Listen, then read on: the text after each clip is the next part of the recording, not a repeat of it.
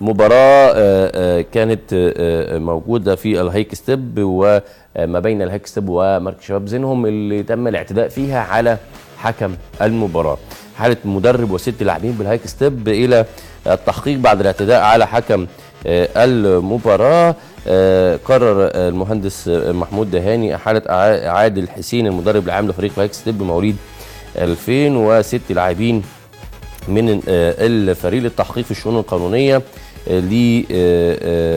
بالمنطقه بعد الاطلاع على تقرير حكم اللقاء كابتن احمد الحلواني اللي اتعرض لهجوم شديد جدا. كابتن ابراهيم القصاص رئيس المنطقه لكره القدم كده المنطقه ستطبق اللائحه بشكل او باخر على كل من تسبب في هذه الازمه من فريق الهايك ستيب وزينهم مواليد 2000 التي أقيمت السبت الماضي. وكان أحمد الحلواني بقى نفس الحكم نفسه بمباراة هايك ستيب وزينهم بيأكد على أن هو فوجئ بنزول المدرب العام للفريق الهايك ستيب بعد إحراز زينهم هدف الثاني في الدقائق الأخيرة من المباراة وتم الاعتداء عليه. ده في حد ذاته خارج عن النص. ويمكن كمان أنا مش بس طالب أن هو يتم إيقاف المدير الفني واللاعبين، لا احنا عايزين كمان لا نشوف الموضوع ده ان هو الفريق نفسه يعني ممكن يتشطب من المسابقه، ان ازاي خلاص المدير الفني ممكن ياخد جزاءه بالايقاف، لكن انا اخلي اللعيبه بتاعتي كمان بتتضامن معايا في ان انا اعتدي على الحكم. يبقى كده الفريق كله محتاج العقوبه، مش بس المدير الفني انها تبقى عقوبه ماديه، واحنا عارفين اللوائح لحد ما الخاصه بالاعتداء على التحكيم بتبقى اقل بكثيرا من الواقع.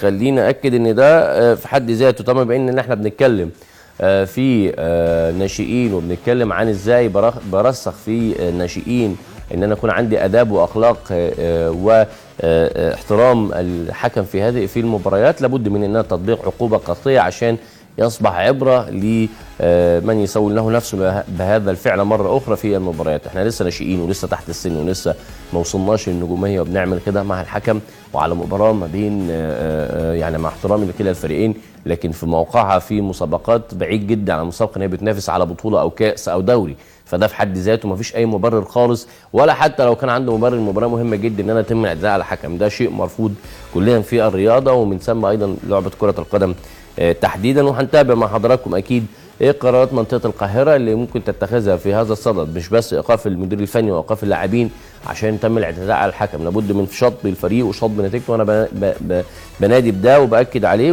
وهنتمنى يكون ده القرار النهائي من منطقه القاهره. خلينا نشوف احتجاجات بالجمله في منطقه الجيزه على لاعبين في مسابقات مواليد 2002. احتج كل من نادي الزمالك ونجوم المستقبل على اجراءات قيد 3 لاعبين من الفرق المنافسه، وقدم الزمالك احتجاجا ضد لاعب البراجيل، فيما قدم نجوم المستقبل احتجاجا ضد لاعبي من البنك الاهلي. ومن المقرر ان تفصل منطقه الجيزه في شكواها خلال الساعات المقبله. وعلى صعيد اخر قررت لجنه المسابقات الناشئين بالمنطقه حصول نادي البنك الاهلي على نقاط مباراه الكوم الاحمر التي تعادل بها الفريقين بهدفين لكل منهما بعد ثبوت خطا اداري باشراك اللاعب عبد الحميد لاعب الكوم الاحمر على الرغم من حصوله على 3 انذارات، وده في حد ذاته خطا يتحمله اداري الفريق اللي لابد ان يكون عنده درايه باللاعبين اللي عندهم ايقاف بسبب الانذارات وبيتم منعهم من المشاركه. هنحاول يكون معانا اتصال مع الكابتن صالح عبد الحميد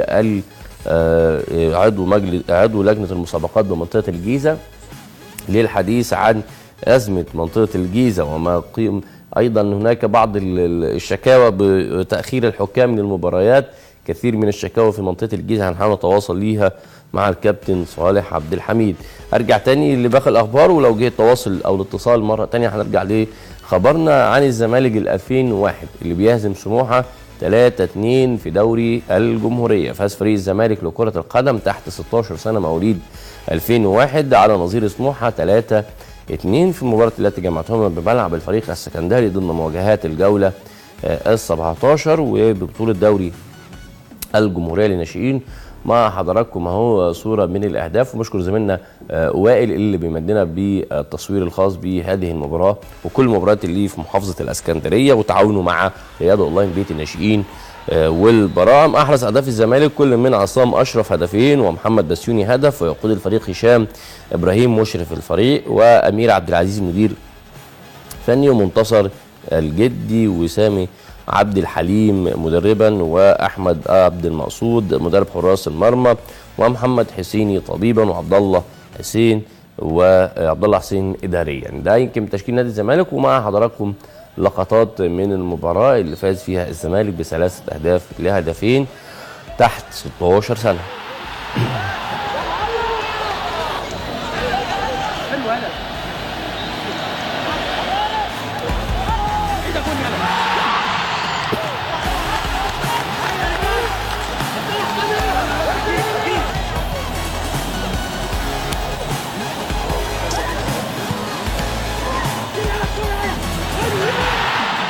اما عن باقي نتائج الجوله 17 لدوري الجمهوريه للناشئين مواليد 2001 اسفرت النتائج كالتالي: مباريات الجوله 17 لدوري الجمهوريه للناشئين، فوز الاهلي على الاتحاد ب6 اهداف لا شيء، والزمالك زي ما احنا قلنا على سموحه ب3 اهداف لهدفين، وانبي على انتاج الحرب ب4 اهداف لا شيء، والاسماعيلي على المصري بهدف لا شيء، كما فاز المقاولون العرب على الجيش بهدف دون رد، والداخليه على طنطا بهدفين لهدف، ومصر المقصه بيفوز على الاسيوطي ب4 اهداف دون رد، وبتروجيت على الرجاء ب3 اهداف لهدفين. والغيت مباراه النصر مع وادي دجله بسبب انشغال الملعب بمباراه الدوري في منطقه القاهره، وعدم وجود اضاءه في الملعب لاقامه اللقاء الثالث في 1:30 بدلا من 2:30 عصرا، والموعد المحدد للمباراه.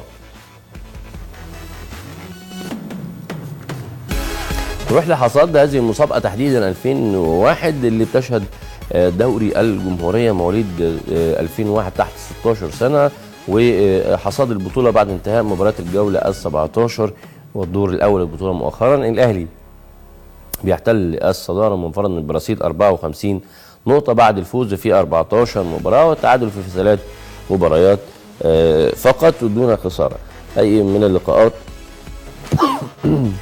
عفوا. واحرز لاعبوه 62 هدف ودخل مرماه 13 هدف. الزمالك ياتي في المركز الثاني برصيد 38 نقطه بعد الفوز في 11 مباراه والتعادل في 5 مباريات والخساره في لقاء واحد امام النادي الاهلي. ولعبوا خلينا نروح لاتصال هاتفي ونرجع تاني لمنطقه القاهره، ويمكن الخبر كان موجود معانا خبرين هنناقشوا مع ضيفي الكريم على عبر الهاتف كابتن نافع عبد الداهق. اهلا بحضرتك يا فندم معانا على شاشه النيل رياضه وبرنامج رياضه اونلاين بيت الناشئين والبراعم. ازيك يا كابتن فتح الله؟ ازيك يا كابتن نافع، اخبار حضرتك ايه؟ كله تمام الحمد لله يا رب دايما. كان عندنا اجتماع بالامس وعايزين نعرف اهم نتائج هذا الاجتماع، وايضا كان عندنا مشكله وازمه خاصه بالكابتن احمد الحلواني حكم مباراه الهايك ستيب وزنه. امبارح انت عارف ان الاجتماع ابتدى الساعه 4 وقعد لغايه 11:30. كابتن ابراهيم قعد لغايه 11:30 امبارح. كان في كذا بقى حاجه ناقشناها امبارح. طبعا مشكله انت حضرتك بتتكلم عليها، مشكله الكابتن احمد الحلواني الحكم ماتش الهايك ستيب وبينهم الصعود. امبارح كان اجتماع لجنه المسابقات كابتن محمود هاني، كنا قاعدين وكابتن ابراهيم القصاص والجامعه اللجنه كلها كانت مجتمعه. تمام. ناقشنا الموضوع. طبعا حاجه سيئه جدا طبعا حصلت بالنسبه لحاله الاعتداء على الحكم. تمام. احنا حولنا الموضوع للتحقيق ونعمل التحقيق بالموضوع ده بالنسبه لست اللاعبين والمدرب. احنا واقفينهم دلوقتي عن اي نشاط، عندهم ماتش يوم الجمعه طبعا مش هيشاركوا. تمام. طبعا المستشار خالد السمان المستشار القانوني للمنطقه هيبقى موجود في التحقيق ولا يعمل التحقيق. انا سمعت حضرتك في الاول بتقول موضوع الشط والايقاف وكده، مش هنتكلم على الموضوع ده غير اما يحصل التحقيق. طبعا اقل حاجه طبعا لازم نجيب حق الحكم طبعا اخونا، وانت عارف الكابتن احمد الحلواني من الحكام الممتازين. بس في مشكله واحده حصلت من الكابتن احمد الحلواني ان هو دخل على الميديا قبل التحقيق. يعني عده تصريحاته من قبل الالقاء في قبل التحقيق، ودي طبعا دي حاجه مش موجوده. يعني كلمنا كابتن توفيق السيد وقلنا ان ما ينفعش يطلع الحكم على الميديا، واحنا متفقين مع كابتن عصام عبد الفتاح ان مفيش حكام تطلع على الميديا تمام. عشان خاطر قبل التحقيق. كابتن نافع، انا كانت وجهه نظري لتبني هذا الراي اللي هو ترسيخ مبدا الادب والاحترام داخل اللاعبين في المرحله السنيه دي. يعني انا دلوقتي طبعا مش دوري ممتاز ولا بلعب على كاس ولا بلعب اي شيء، ولا حتى دوري ممتاز يا كابتن فتح الله، ولا اي نتيجه خالص مقبوله يعني. طبعا. فيعني ده عشان الشباب في هذا السن يعرف ان لا، ده في ازمه بتحصل لما بيحصل ده، فهيبقى اكيد حاجه رادعه لان اي حد يفكر ان هو يعمل السلوك ده تاني مره تانيه في اي من الملاعب. طبعا برضو مش عايزين نزيل وزيره اخرى، احنا بنقول اللعيبه اللي هي المدانه والمدربين المدانه هم اللي هيعمل معاهم الاجراء. تمام. مش عايزين بقى نعمم نقول النادي ولا مش، لا، لكن اللي هو الغلطان، لان في لعيبه مش غلطانه، في لعيبه التزمت وسدت بعيد. تمام. هم 6 لاعبين تقريبا مع المدير الفني او المدرب الفني والمدرب، وفي يمكن اداري، في اداري برضه موجود اسمه. احنا التحقيق الاسبوع ده بسرعه جدا. هنعمل عقوبات جامده جدا على الموضوع ده، توصل لو حد الشط، والشط ده ما يبقاش عن طريق منطقه فبنرفعه للاتحاد، والاتحاد هو اللي بياخد قرار الشط. تمام. لكن الايقاف 6 اشهر 6 سنه بعد التحقيق بتاع المنطقه. لكن منطقه، لكن الشط لازم نرفعه للاتحاد، والاتحاد هو اللي ياخد الاجراء في الموضوع. طيب معايا ضيف النهارده كابتن احمد سبيري، حابب تقول له ايه عبر الهاتف قبل ما نخش؟ بيبو ده من الناس الجميله.